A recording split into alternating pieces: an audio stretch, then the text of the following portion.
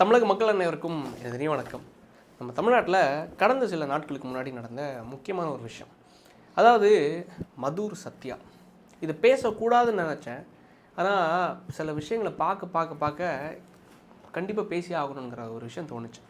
ஒரு விஷயம் பதிவிட்டு இப்போ சமீபத்தில் ட்ரெண்ட் ஆச்சு. அதாவது என்னென்னா, விஜய் அவர்கள்கிட்ட இருந்து நான் இந்த அவார்டை வாங்கினது அசிங்கப்படுறேன், கேவலமாக உணர்றேன் அப்படிங்கிற மாதிரி ஒரு விஷயத்தை நம்ம பதிவு பண்ணியிருந்தார். யாருன்னா இந்த மதுர் சத்யா அவர்கள். இவரை நம்ம தொடர்ந்து பார்த்தோன்னு வைங்களேன், இவரோட எல்லா நோக்கங்களும், இவரோட பயணங்கள் எல்லாத்தையும் நீங்கள் பார்த்தீங்கன்னா, பெண்களுக்கான விடுதலை, பெண்களுக்கான ஒரு குரலாக நான் இருப்பேன், பெண்களுக்கு ஒரு பிரச்சனைனா நான் பேசுவேன் அப்படிங்கிற ஒரு விஷயத்தை தான் பதிவு பண்ணிட்டு இருந்தார் இந்த மதுர் சத்யா அவர்கள். இவர் தான் பதிவு பண்ணுறாரு, விஜய்கிட்டே இருந்து எனக்கு வந்து அவார்டு வாங்குறதுக்கு எனக்கு அசிங்கமாக இருக்குது.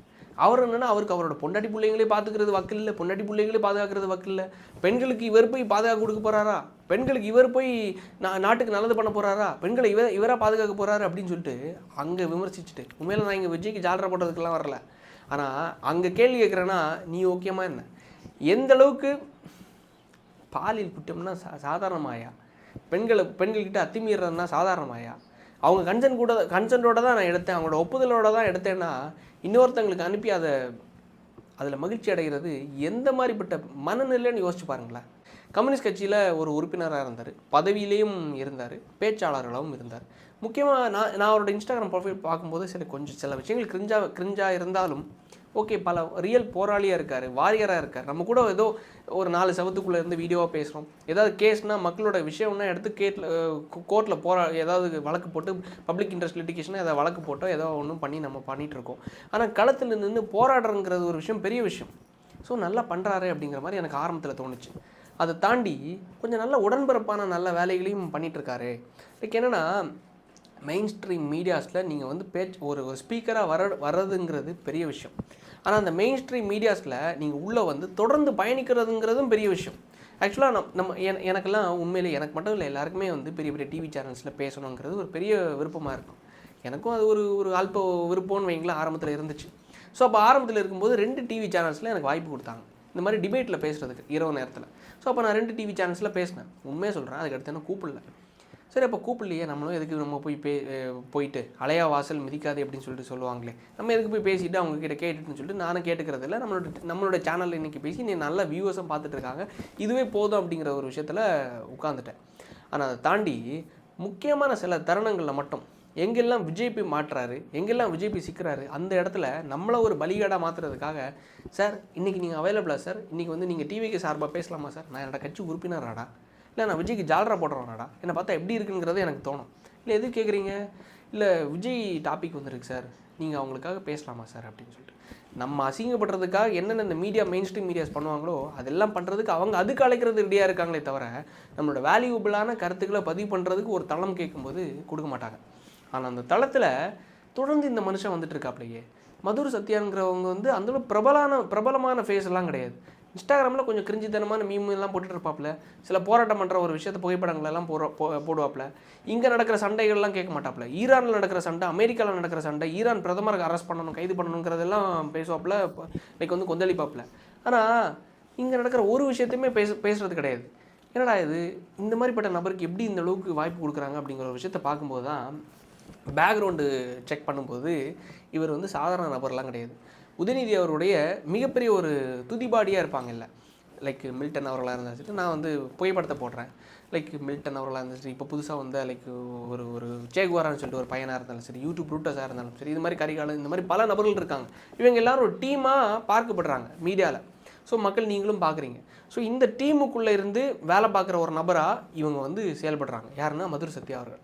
ஸோ அப்போ இவங்க இருந்தாலே இவங்க தான் அந்த மெயின் ஸ்ட்ரீம் மீடியாஸில் என்ன மாதிரி நரேட்டிவ் செட் பண்ணுறது, எந்த மாதிரி இந்த சன் டிவியில் என்ன மாதிரி விஷயங்களை கொண்டு போய் சேர்க்குறது, என்ன மாதிரி கண்டென்ட்டை இது பண்ணுறதுங்கிறது கொஞ்சம் தீர்மானிக்கக்கூடிய இடத்துல உதயநிதியோட நேரடி பார்வையில் இருக்கக்கூடிய நபர்கள் தான் இவங்க.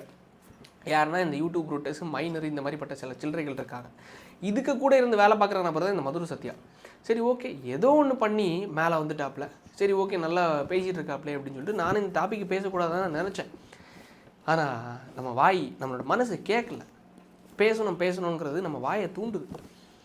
என்ன பண்ணியிருக்காரு தெரியுமா, அதாவது உண்மையிலே எனக்கு ஒரு பொண்ணை பிடிச்சிருக்குன்னா நான் அந்த பொண்ணுக்கிட்டமா நான் நல்லா இருக்கம்மா, நீ உன்னோட கேரக்டர் நல்லா இருக்கு, உன்னோட பர்சனாலிட்டி நல்லா இருக்கு, எனக்கு உன்னை பிடிச்சிருக்கு அப்படிங்கிற ஒரு விஷயத்தை நான் ப்ரப்போஸ் பண்ணி அந்த பொண்ணோட ஒப்புதலுடன் நான் அந்த பொண்ணு கூட ஒரு ஒரு ரிலேஷன்ஷிப்புக்குள்ளே போகிறேன்னு வைங்களேன். அந்த ரிலேஷன்ஷிப்புக்குள்ளே போயிட்டு நான் அந்த பொண்ணு கூட ஒரு ஃபிசிக்கல் ரிலேஷன்ஷிப்புக்குள்ளே போகும்போது நான் அதை வீடியோ எடுத்து எனக்கு தெரிஞ்ச இன்னும் நல்ல நிறைய நண்பர்களுக்கு அனுப்பி அதில் ஒரு குளிர் காய்கிறது, அதில் சந்தோஷப்படுறதுங்கிற ஒரு விஷயம் எவ்வளோ ஒரு கேவலமான ஒரு விஷயம்னு யோசிச்சு பாருங்க. எவ்வளோ ஒரு கேவலமான ஒரு விஷயம். ஒரு பொம்பளை பிள்ளையோ இல்லை ஒரு நாயையோ ஏதோ ஒரு உயிரினத்தை அடித்து சந்தோஷப்படுற சில நாய்களுக்கு புத்தி இருக்கும். அது அழுறதை பார்க்குறதுக்கும் அந்த இப்போது இந்த நீங்கள் பொள்ளாச்சி சம்பவத்தை பார்த்துருப்பீங்க. அந்த பொம்பளை பிள்ளைங்க என்னை விட்டுருங்கண்ணான்னு சொல்லிட்டு அழுகிற விஷயத்த பெல்ட்டால் அடிப்பான். அந்த விஷயத்த அவன் ரசிப்பான். அந்த வீடியோ ஆடியோவில் நீங்கள் பார்த்துருப்பீங்க. அதே மாதிரி மனநிலையில் பல பெண்கள் வழக்கு கொடுத்தனால தான் கம்யூனிஸ்ட் கட்சியிலேருந்து மதுர் சத்யா அவர்களை அடிப்படை உறுப்பினர் பதவியிலேருந்து ஒட்டுமொத்தமாக தூக்குனாங்க. பெங்களூரில் வச்சு 2 நாட்களுக்கு முன்னாடி கைதும் பண்ணாங்க. அவர் என்ன பதிவு பண்ணியிருந்தார் தெரியுமா? அவரோட இன்ஸ்டாகிராம் ப்ரொஃபைலில் என்னோட அவங்களோட கன்சென்ட்டோட தான் இது எல்லாமே நடந்துச்சு, நான் என்னோட சைடில் நிரூபிப்பேன் அப்படிங்கிறது. சரி, நிரூபிப்பேன்னா நீங்கள் போய் அரெஸ்ட் ஆக வேண்டியதானே, எதுக்கு நீங்கள் ஓடி ஒழியணும்? நீங்கள் அதை தாண்டி இது எவ்வளோ கீழ்த்தரமான வேலைன்னு பாருங்களேன். பெண்களுக்கான விடுதலைன்னு சொல்லிட்டு இங்கே பேசிட்டு பெண்களுக்கான போராட்டம்னு சொல்லிட்டு நீங்கள் பல விஷயத்தை மேற்கொண்டுட்டு உண்ணாவிரதம் இப்போ சமீபத்தில் போன மாதம் ஒரு உண்ணாவிரத போராட்டம்லாம் மேற்கொண்டார் யார்? மதுர் சத்யா அவர்கள். எதுக்காகன்னு பார்த்தா இங்கே பெண்களுக்கு பாதுகாப்பு இல்லையா தமிழ்நாட்டில். ஸோ பெண்களுக்கு பாதுகாப்பு இல்லை அப்படின்னு சொல்லிட்டு தமிழக அரசே இது நீங்கள் கருத்தில் கொள்ளணும், உங்களோட பார்வைக்கு நான் கொண்டு வரேன் அப்படின்னு சொல்லிட்டு உண்ணாவிரத போராட்டம்லாம் இருந்தார் யார்? இந்த மதுர் சத்யா. ஆனால் இப்போ பெண்களை உண்மையிலே யார்கிட்ட இருந்து பாதுகாக்கணும்னா இவர்கிட்டேருந்து தான். இது எப்படி சொல்கிறதுன்னு எனக்கு தெரில.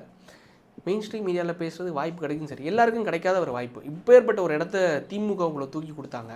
ஆனால் அந்த இடத்துல இருந்துட்டு இது மாதிரி ஒரு லீலைகளில் போய் சிக்கலாமாயா, இல்லை இது திட்டுறதா, இல்லை எப்படி சொல்கிறதுன்னு எனக்கு தெரில. பல பெண்கள், இந்த பெண்களுக்கும் உண்மையிலே அறிவு இருக்காங்கிறது எனக்கு தெரில. ஒரு புதுசாக ஒரு இன்ஸ்டாகிராம் மூலமாகவோ இல்லை யூடியூப் மூலமாகவோ ஏதோ ஒரு தளம் மூலமாக ஒரு வாலிபரை பார்க்குறீங்க. இவங்க என்ன பண்ணுறாங்க தெரியுமா? இந்த பெண்களை கவர்றதுக்கு எப்படி பண்ணுறாங்கன்னா, லைக் என்னென்னா ஏஎம்எஸ்ன்னு சொல்லிட்டு ஒன்று இருக்குது. அதாவது அகாடமி ஆஃப் மார்க்சிஸ்ட் ஸ்டடீஸ்ன்னு சொல்லிட்டு ஒரு அமைப்பு வச்சுருக்காங்க. இந்த ஏஎம்எஸ் மூலமாக பல காலேஜஸ்க்குள்ளே போயிடுறாங்க. அதாவது பெண்கள் படிக்கக்கூடிய காலேஜஸ், இந்த மாதிரி யங்ஸ்டர்ஸ் நிறைய எங்கே படிக்கிறாங்களோ அந்த மாதிரி கல்லூரிகளில் போயிட்டு மார்க்சியம்னா என்னென்னு தெரியுமா, லெனின்னா என்னென்னு தெரியுமா, இல்லை சேகுவேரானா யாருன்னு தெரியுமா அப்படிங்கிற மாதிரி உள்ளே போயிட்டு இவங்களை பற்றியே பேசி, பெரியாரை பற்றி பேசி, அவங்கக்கிட்ட இந்த மாதிரி முற்போக்குத்தனமான சிந்தனைகளை அவங்கக்கிட்ட கொண்டு போய் நம்மளாம் இப்படி தான் இருக்கணும், லைக் இந்த மாதிரி ட்ரெஸ் போடுறதெல்லாம் நம்ம என்கரேஜ் பண்ணணும், இது மாதிரி இருந்தால் தான் நம்ம வளர்ந்த இந்தியாவாக நம்ம மாற முடியும் அப்படிங்கிற மாதிரி முற்போக்கு சிந்தனைகளை அவங்கக்கிட்ட விதைக்கிறது மூலமாக நீங்கள் எங்களோட அகாடமியில் நீங்களும் பயணிக்கலாமே. நம்ம ஏன் நம்மளுடைய லைக் அகாடமியை பெருசாக்கக்கூடாது, நம்ம ஏன் நம்மளுடைய பயணத்தை பெருசாக்கக்கூடாது, மக்களோட போராட்டத்தை இன்னும் மேற்கொள்ளலாம், பெண்களுக்கான விடுதலைகளை இன்னும் நம்ம பேசலாம் அப்படின்னு சொல்லிட்டு அந்த பெண்களுடைய மண்டையை கழுவி அவங்கள உள்ளே எடுத்து இந்த மாதிரிப்பட்ட இவங்களை பார்த்து ஈர்ப்பில் உள்ள வராங்க. இல்லை, இந்த மாதிரிப்பட்ட பெண்கள்கிட்ட அத்துமீறி அதை வீடியோ எடுத்து ரசிக்கிற தன்மைங்கிறது எவ்வளோ பெரிய விஷயமா, ஒரு தவறான விஷயம், எவ்வளோ ஒரு கிரிமினல் தனமான ஒரு ஆக்ட்னு யோசிச்சு பாருங்களேன். இந்த மாதிரிப்பட்ட செயல்களை ஆதரிக்கக்கூடிய இடத்துல தான் யார் இருக்காங்கன்னா திமுக அவங்களோட கூட்டணி கட்சிகளும். உடனே அதுக்கடுத்து என்ன பண்ணிட்டாங்க, அடிப்படை உறுப்பினர் பதவியிலேருந்து தூக்கிட்டாங்க. ஆனால் அது வரைக்கும் இவர் அந்த வீடியோ எடுத்து யாருக்கெல்லாம் அனுப்பி யாருக்கெல்லாம் அதை பார்த்து லைக் இன்பத்தை அடைஞ்சாங்களோ அந்த நபர்களில் யாராக இருப்பாங்கன்னு நினைக்கிறீங்க? எனக்கு தெரிஞ்சு சத்தியமாக சொல்கிறேன், நான் பேர் சொல்லக்கூடாது, எனக்கு அசப்ஷன் என்னென்னா அவங்க கூட இருக்கவங்களெல்லாம் விசாரித்தாங்கன்னா இன்னும் பல சிக்குவாங்கங்கிறது நான் நினைக்கிறேன். காரணம் என்னென்னா அந்த பெண்கள் ஒவ்வொருத்தவங்களும் கொடுத்த கம்ப்ளைண்ட் என்னென்னா, இந்த மாதிரி கம்யூனிஸ்ட் கட்சியில் கொடுத்த புகார் என்னென்னா, இந்த மாதிரி இவர் என் கூட பர்சனலாக இருந்த வீடியோவை இவங்களுக்கு அனுப்பி, அந்த வீடியோவை இவங்களுக்கு அனுப்பி, இந்த மாதிரி சில அட்வொகேட்ஸ் இன்வால்வ் ஆகியிருக்காங்க, இவங்க இன்வால்வ் ஆகியிருக்காங்க, அவங்க இன்வால்வ் ஆகியிருக்காங்க அப்படின்னு சொல்லிட்டு பல விஷயங்களை மேற்கோள் காட்டி அதை பதிவு பண்ணியிருக்காங்க. டைம்ஸ் ஆஃப் இந்தியா அதுன்னு சொல்லிட்டு பல பேப்பரில் போட்டு கிளின்னு கிழிச்சிருக்காங்க. இந்த மாதிரிப்பட்ட நபர்களை எப்படி தான் கட்சிகள் என்கரேஜ் பண்ணுறாங்க, இந்த மாதிரிப்பட்ட நபர்களுக்கு எப்படி தான் நீங்கள் மெயின் ஸ்ட்ரீம் மீடியாஸில் வாய்ப்பு கொடுக்குறீங்க அப்படிங்கிறதா எனக்கு தெரில.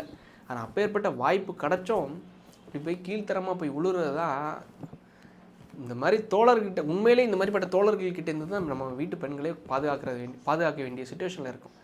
அமெரிக்காக போராடுறீங்க, ஈரானுக்காக போராடுறீங்க, ஆனால் பெண்களோட விடுதலைக்காக எல்லாம் போராடுறீங்க. கடைசியில் பெண்களை உண்மையிலே யார்கிட்டேருந்து பாதுகாக்கணும்னா இந்த மாதிரிப்பட்ட தோழர்கள்கிட்டேருந்து. சொல்கிறதுக்கு ஒன்றும் இல்லை. மக்கள் இந்த மாதிரி ஃபேக் நரேட்டிவ்ஸை பரப்பக்கூடிய ஃபேக்கான நாங்கள்லாம் புரட்சியாளர்கள்னு சொல்லிட்டு இந்த மாதிரி சில நபர்கள் இருக்காங்க. இவங்ககிட்டேருந்து கொஞ்சம் தள்ளி இருக்கிறது, இவங்களை கொஞ்சம் இந்த புறந்தள்ளி வைக்கிறது நல்லதுங்கிறத பார்த்துக்கோங்க, புரிஞ்சுப்பீங்க நம்புறேன். நன்றி, வணக்கம்.